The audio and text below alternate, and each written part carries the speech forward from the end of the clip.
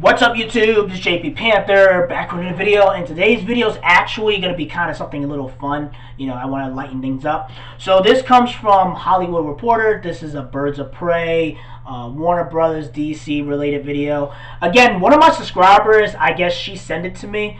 You guys kind of went anonymous, anonymous. I'm hoping, I guess, again, if you send it to me, the article, whatever, I would have gave you a shout out and stuff like that, but I guess the person wants to be anonymous.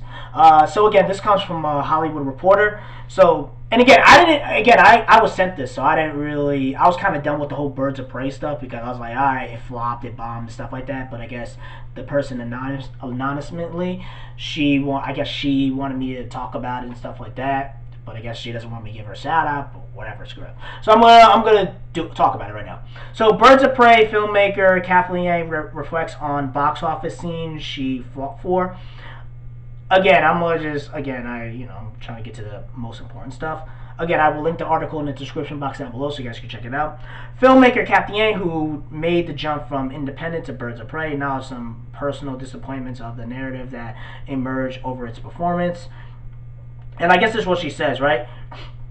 I know that the studio had a very high expectation for the movie, as we all did. There were also undue expectations on a female-led movie, and what I was disappointed in was this idea that perhaps it proved that we weren't ready for this. And yet, Kathleen tells the Hollywood Reporter that was an extra burden that as a woman of color director, I already had on me already. So yes, I think there were certain different ways you could interpret it, the success or lack or success of the movie, and everyone has the right to do that, but I definitely do feel that everyone was quickly to jump on a certain angle. And Kathleen opens up about the scene she fought for as Ewan McGregor, where he humiliates a female on the on the whole thing and stuff like that. I almost forgot about that movie, I'll be honest with you. I'll be honest, we have to fight to keep that scene in there because it was uncomfortable. The director admits that it was risky. We have to fight to keep it all in. There are cuts in the movies without it. I think that it's a huge turning point for Roman. It's a huge turning point for Canary, and that the way we shot was hopefully not about the sexual violence upon the woman. It was more about Roman. He's incapable and is capable of, and Canary seeing him for what he is. Now she can fully cut herself from him, and I thought it was really important scene, so we fought for it. In the wake of blah blah blah is one of a number of studio films that have arrived earlier than expected on home video, and Yang is dive deep into her filmmaking process and the conversation, and also looking back on it, not expecting a sequel to Suicide Squad and Huntress and all this other stuff. And again, this is a long ass article. I'm not gonna read all this. But again, you guys can check out the whole entire article, but I'm just gonna give you my quick thoughts. The problem is with the Birds of Prey thing, again, I've done multiple videos talking about it and stuff like that. Even I got kind of talk about this.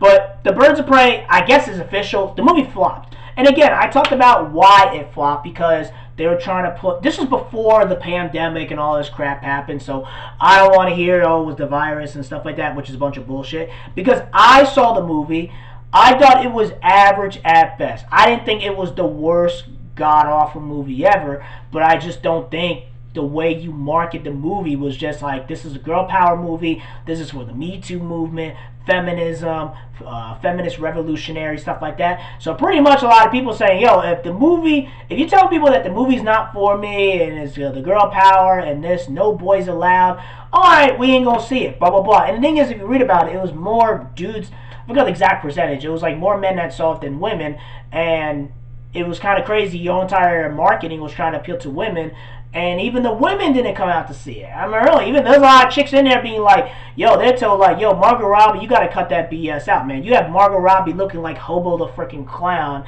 and then you have all the chicks doing all the stupid shit in there, and it looks like a sequel to Suicide Squad, and you're just looking at it, I'm like, this is another freaking Zack Snyder type movie, but way more ultra feminist and stuff like that. And again, the feminism was like kind of sprinkled around in there, and it was kind of like it wasn't really, it was kind of beating over the head with it, and also it was just the messaging how every other dude in the movie was a piece of shit, and all the women in there were like, yeah, we cool, we're the badass, whatever, but nobody there was likable, and Margot Robbie, Harley Quinn, was pretty much a female Joker. That's pretty much what she is, and again, they were doing more dumb shit than try to be the Birds of Prey, because the Birds of Prey is like the female DC Avengers, and then they do all this stupid, goofy, unnecessary crap, and the movies are freaking mess, and people just didn't want to spend their money on it, and then that's pretty much what happened. Again, Birds of Prey is another Terminator Dark Fate,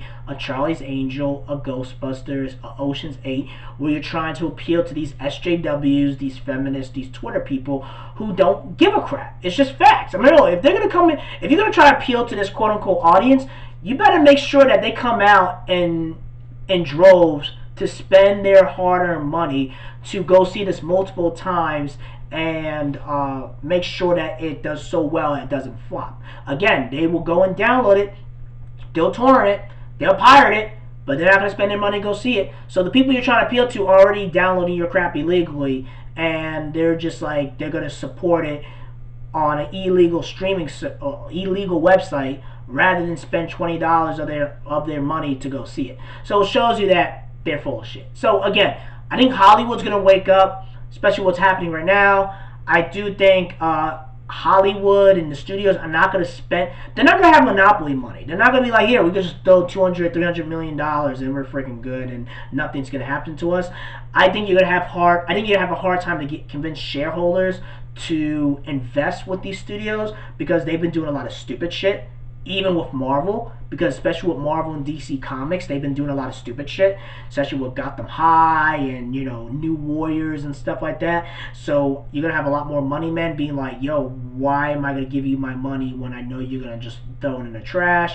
And the problem is that they keep making dumb decisions and they don't learn from it. It's one thing you make a mistake and you learn from it. No, you keep doing the same thing over and over and over and think you're going to get a bunch of money. And if you want to get a female audience, a female demographic, just make it authentic and real and cool and badass, instead of just trying to pander and make it look like you don't really care about the female audience. You're just trying to do it to pander to them to try to get that money.